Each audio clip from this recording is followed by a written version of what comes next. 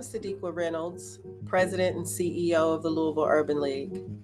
The Louisville Urban League is dedicated to eliminating racism and its adverse impacts on Black people and other marginalized populations.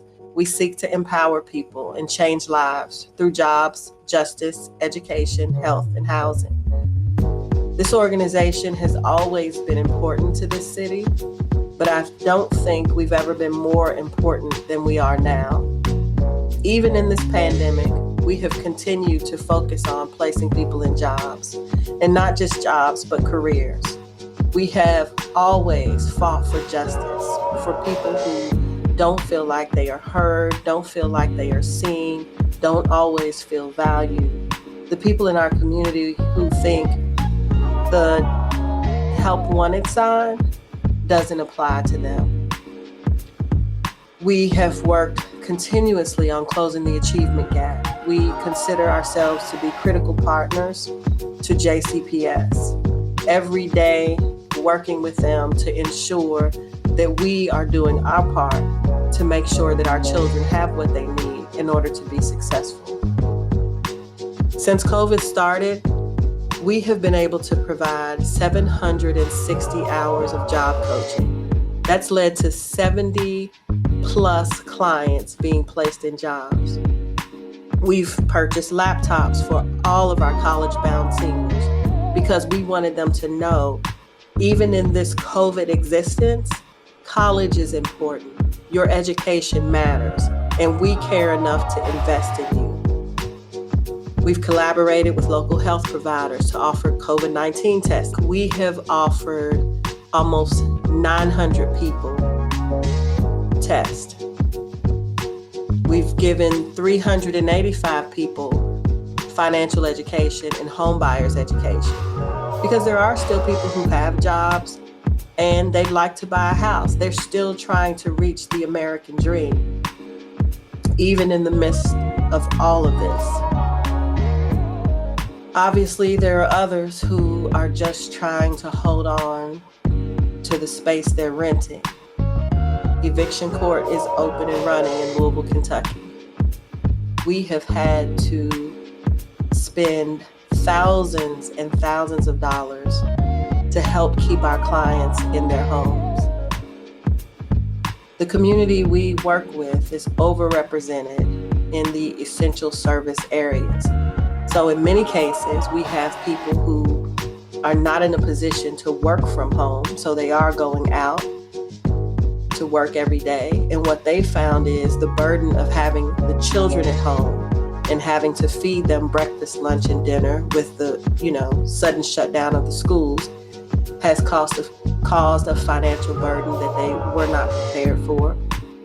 In some cases, they've had ill family members, which has caused a financial burden they weren't prepared for. And in some cases, people have simply lost their jobs. And so we have stepped in the gap. And so many rely on us to get that check out, because once someone goes into eviction court, at this point, they've got 14 days to find the money. So we work every day to ensure that those who have a place don't lose their place, because finding another home in the middle of all of this is almost impossible. And we've got enough homeless people in this city. So thank you to everyone who has allowed us to do the work that we do. Thank you for the support, whether it was emotional or financial, or just even for your prayers.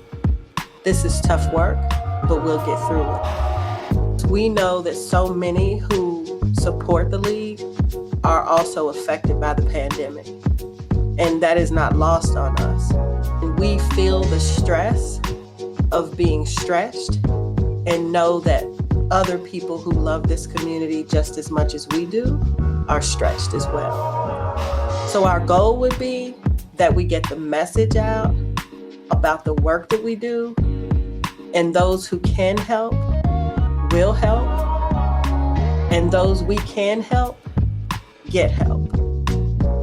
The recent protests and racial unrest in our city have drawn even more attention to the disparities that the League has been fighting for almost 100 years. Your support has been crucial, and it still is.